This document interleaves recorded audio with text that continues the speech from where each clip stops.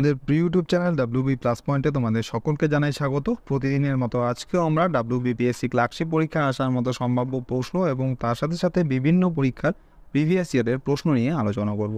তো আশা করছি এখান থেকে তোমরা বেশ কয়েকটি প্রশ্ন কমন পেয়ে যাবে। তো ক্লাসটা প্রথম থেকে শেষ পর্যন্ত মনোযোগ সহকারে দেখো। তো আজকে আমাদের প্রথম প্রশ্ন হচ্ছে, মহিলাদের প্রথম ক্রিকেট ওয়ার্ল্ড কাপ অনুষ্ঠিত হয়েছিল কত সালে? খুব ইম্পর্টেন্ট প্রশ্ন, পরীক্ষায় এরকম প্রশ্ন আসতে পারে। তো মনে রাখবে, মহিলাদের প্রথম ক্রিকেট ওয়ার্ল্ড কাপ অনুষ্ঠিত হয়েছিল 1973 সালে। অপশন বি হয়ে যাবে সঠিক অ্যান্সার। আর তোমাদের জন্য হোমওয়ার্ক, তোমরা জানাবে যে তোমরা কমেন্টে জানাবে যে মহিলাদের যে প্রথম ক্রিকেট ওয়ার্ল্ড কাপ হয়েছিল এটা কোন দেশ জিতেছিল, এটা তোমরা নিচে কমেন্টে জানাবে। নেক্সট প্রশ্ন, দ্য আর্গুমেন্টেটিভ ইন্ডিয়ান, এটা কার লেখা? খুব ইম্পর্ট্যান্ট একটি বই। তো মনে রাখবে, দ্য আর্গুমেন্টেটিভ ইন্ডিয়ান এই বইটা লেখা হচ্ছে অমর্ত্য সেনের। অপশন এ হয়ে যাবে সঠিক অ্যান্সার।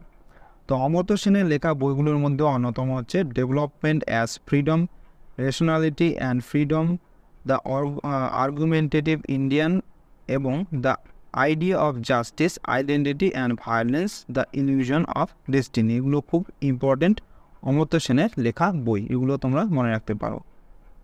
নেক্সট প্রশ্ন, man of blood and iron কাকে বলা হয়? এটাও খুব ইম্পর্টেন্ট প্রশ্ন। তো মনে রাখবে, man of blood and iron বলা হয় হচ্ছে বিসমার্ককে। Option D. নেক্সট প্রশ্ন, সাধারণ ইলেকট্রিক বাল্বের মধ্যে কি গ্যাস ভরা থাকে? সঠিক অ্যান্সার হয়ে যাবে অপশন এ, নাইট্রোজেন গ্যাস ভরা থাকে। তো বৈদ্যুতিক বাল্বের মধ্যে রাসায়নিকভাবে নিষ্ক্রিয় গ্যাস নাইট্রোজেন বা আর্গন থাকে, যার ফলে বাল্বের ফিলামেন্ট ব্যবহৃত টাংস্টেনের জারণ করতে দেন। নেক্সট প্রশ্ন, নিচের কোন সেক্টরটি 1991 সালে এলপিজি সংস্কারের ফলে সবচেয়ে বেশি লাভবান হয়েছিল? তো সঠিক অ্যান্সারই হয়ে যাবে এখানে অপশান সি, টারশিয়ারি সেক্টরের ক্ষেত্রে। Option C. নেক্সট প্রশ্ন, কোন পঞ্চবার্ষিকী পরিকল্পনা মেয়াদ পূর্তির সময় 1 বছর আগেই স্থগিত করে দেওয়া হয়েছিল? খুব ইম্পর্টেন্ট প্রশ্ন, পরীক্ষায় তোমাদের আসতে পারে। তো পঞ্চবার্ষিকী, এখানে সঠিক অ্যান্সার হয়ে যাবে এখানে অপশন বি, পঞ্চম পঞ্চবার্ষিকী পরিকল্পনা মেয়াদ পূর্তির 1 বছর আগেই সেটা স্থগিত করে দেওয়া হয়েছিল। নেক্সট প্রশ্ন, জৈন ধর্মীয় সাহিত্যগুলি কোন ভাষায় রচিত?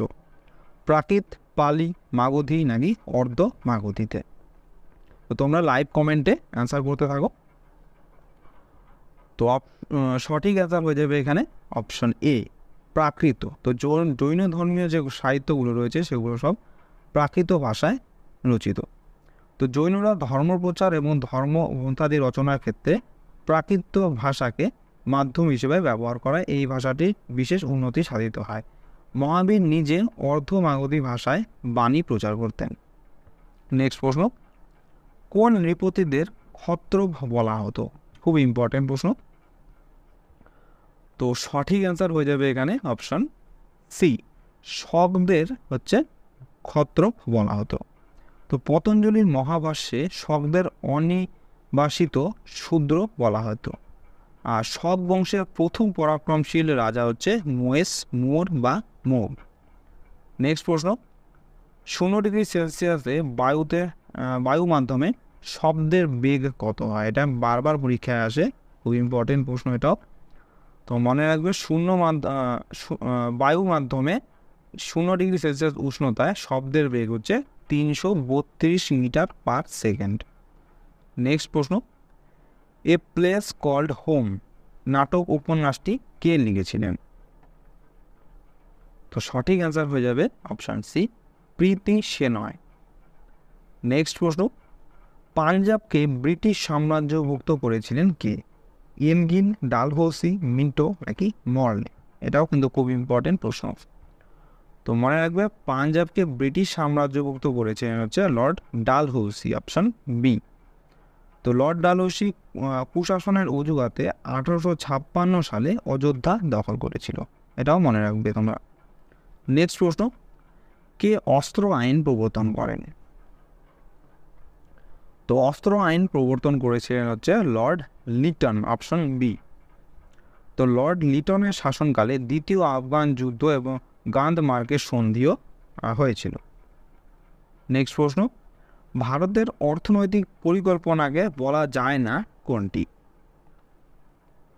তো ভারতের অর্থনৈতিক পরিকল্পনাকে লিমিটেড এটা বলা যায় না। নেক্সট প্রশ্ন, সংবিধানের কত নম্বর ধারা অনুযায়ী রাষ্ট্রপতি কোনো দোষী ব্যক্তির মৃত্যুদণ্ডকে ক্ষমা করে দিতে পারেন? এটাও কিন্তু খুব ইম্পর্টেন্ট প্রশ্ন। তো সঠিক অ্যান্সার হয়ে যাবে এখানে অপশন এ, 72 নম্বর সংবিধানের ধারা অনুযায়ী রাষ্ট্রপতি কোনো দোষী ব্যক্তির মৃত্যুদণ্ডকেও ক্ষমা করে দিতে পারে। আর 161 নম্বর ধারা অনুসারে রাজ্যপাল মৃত্যুদণ্ড ছাড়া দণ্ডপ্রাপ্ত অপরাধীর দণ্ডাদেশ হ্রাস বা স্থগিত রাখতে পারেন। অর্থাৎ মৃত্যুদণ্ড স্থগিত রাখার ক্ষমতা একমাত্র রাষ্ট্রপতির কাছেই রয়েছে, রাজ্যপালের কাছে সেটা নেই। রাজ্যপালের কাছে শুধু অপরাধীর দণ্ডাদেশ হ্রাস করা এবং স্থগিত করার ক্ষমতা আছে। নেক্সট প্রশ্ন, কোন প্রাণীটির প্রধান শ্বাস অঙ্গ হচ্ছে ত্বক? এটা তো তোমরা কম বেশি সবাই পারবে। তো অ্যান্সার হয়ে যাবে এখানে অপশন এ, কেঁচো। তো কেঁচোর প্রধান শ্বাস অঙ্গ হচ্ছে ত্বক। নেক্সট প্রশ্ন, পায়রার বায়ুথলিগুলির সংখ্যা কত? তো সঠিক অ্যান্সার হয়ে যাবে অপশন এ, 9টি। তো পায়রার বায়ুথলির মোট সংখ্যা হচ্ছে 9টি। নেক্সট প্রশ্ন, ওজোন গ্যাসের বর্ণ কী রকম হয়? নীল, লাল, হলদে নাকি বাদামি রঙের? তো মনে রাখবে ওজোন গ্যাসের বর্ণ হচ্ছে নীল রঙের হয়, অপশন এ। ওজোন গ্যাস হচ্ছে অক্সিজেনের একটি বহুরূপ। এটিকে রাসায়নিক সংকেত O3 দ্বারা উপস্থাপন বা শনাক্ত করা হয়। একটি 3টি অক্সিজেন পরমাণু দ্বারা গঠিত। ওজোন স্তর সূর্য থেকে নির্গত ক্ষতিকারক অতিবেগুনি বা আল্ট্রাভায়োলেট বিকিরণ থেকে পৃথিবীকে রক্ষা করে। পরের প্রশ্ন, শতদ্রু নদীর উৎস কোনটি? অর্থাৎ শতদ্রু নদী কোথা থেকে উৎপত্তি হয়েছে? তো অ্যান্সার হয়ে যাবে এখানে অপশন এ, মানস সরোবরের রাক্ষস হ্রদ থেকে হচ্ছে শতদ্রু নদীর উৎপত্তি। তো শতদ্রু নদীর মোট দৈর্ঘ্য 1500 কিলোমিটার, আর ভারতের শতদ্রু নদীর দৈর্ঘ্য হচ্ছে 1050 কিলোমিটার। আর ভাকরা নাঙাল প্রকল্প হচ্ছে এই শতদ্রু নদীর ওপরেই অবস্থিত। এটা খুব ইম্পর্টেন্ট, বারবার পরীক্ষায় আসে যে ভাকরা নাঙাল প্রকল্প কোন নদীর ওপরে অবস্থিত। তো অ্যান্সার হবে শতদ্রু নদীর ওপরেই হচ্ছে এই ভাকরা নাঙাল প্রকল্পটি অবস্থিত। পরের প্রশ্ন, কপিলধারা জলপ্রপাত কোন নদীর ওপরে অবস্থিত? সঠিক অ্যান্সার হয়ে যাবে এখানে অপশন এ, নর্মদা নদীর উপরে হচ্ছে কপিলধারা জলপ্রপাতটি অবস্থিত। নেক্সট প্রশ্ন, রত্নমালিকা গ্রন্থটি কে লিখেছেন? তো সঠিক অ্যান্সার হয়ে যাবে রাজা অমোঘবর্ষ হচ্ছে রত্নমালিকা গ্রন্থটি লিখেছেন। নেক্সট প্রশ্ন, জাতীয় কংগ্রেসের জনক কাকে বলা হয়? এটা কম বেশি তোমরা সবাই পারবে এবং বারবার পরীক্ষায় আসে এটা। তো জাতীয় কংগ্রেসের জনক বলা হয় হচ্ছে অ্যালান অক্টেভিয়ান হিউমকে, অপশন এ। তো ইন্ডিয়ান ন্যাশনাল ইউনিয়নের প্রতিষ্ঠাতা হচ্ছে অ্যালান অক্টেভিয়ান হিউম। নেক্সট প্রশ্ন, নিম্নলিখিত কোন অঙ্গটি তিমির প্রধান শ্বাসঅঙ্গ হিসাবে কাজ করে? তো তিমি মাছের প্রধান শ্বাসঅঙ্গ হিসেবে কাজ করে হচ্ছে ফুসফুস, অপশন সি। নেক্সট প্রশ্ন, যে প্রক্রিয়ার শেষে পাইরুভিক অ্যাসিড উৎপন্ন হয় সেটি কি? তো মনে রাখবে পাইরুভিক অ্যাসিড উৎপন্ন হয় হচ্ছে গ্লাইকোলাইসিস প্রক্রিয়ার সময়, অপশন এ। তো কোষের সাইটোপ্লাজমে অক্সিজেনের উপস্থিতি বা অনুপস্থিতিতে উৎসেচকের প্রভাবে গ্লুকোজ আংশিকভাবে জারিত হয়ে পাইরুভেট ও 2 অণু এটিপি তৈরি হয়। বিজ্ঞানী এমডেন মেয়ারহফ এবং পার্নেসের নাম অনুসারে গ্লাইকোলাইসিসকে ইএমপি পাথ বলা হয় বা ইএমপি পথ বলা হয়।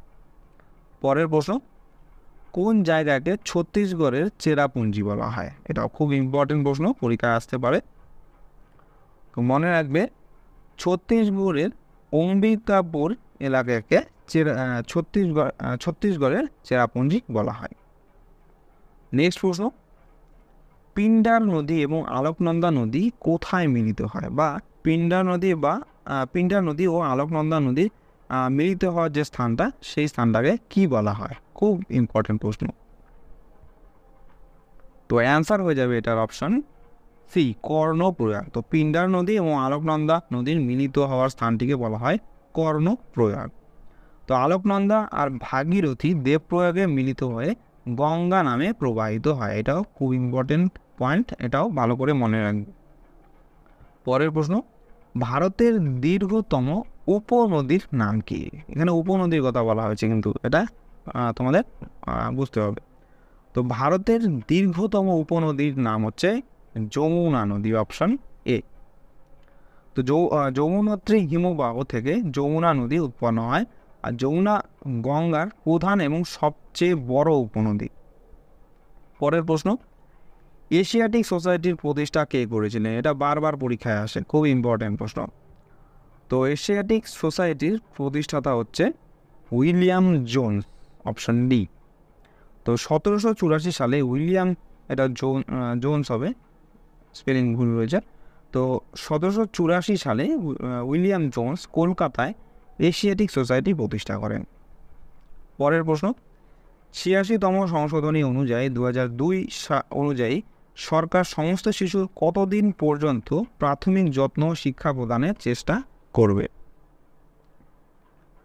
তো এটার অ্যান্সার হয়ে যাবে অপশন সি, 6 বছর বয়স পর্যন্ত। নেক্সট প্রশ্ন, জলের বাষ্পীভবনের নির্দাব কত? তোমাদের পরীক্ষায় কিন্তু আসতে পারে, এটা খুব ইম্পর্টেন্ট প্রশ্ন। তো মনে রাখবে, জলের বাষ্পীভবনের নির্দাব হচ্ছে 537 ক্যালোরি পার গ্রাম। তো একক ভরের কোনো পদার্থের উষ্ণতা অপরিবর্তিত রেখে শুধুমাত্র অবস্থার পরিবর্তন ঘটাতে যে পরিমাণ তাপ প্রয়োগ বা অপসারণ করতে হয়, তাকে ওই পদার্থের অবস্থান্তরের লিন তাপ বলা হয়। এসআই পদ্ধতিতে লিন তাপের একক হচ্ছে জুল পার কেজি, আর সিজিএস পদ্ধতিতে একক হচ্ছে ক্যালোরি পার গ্রাম।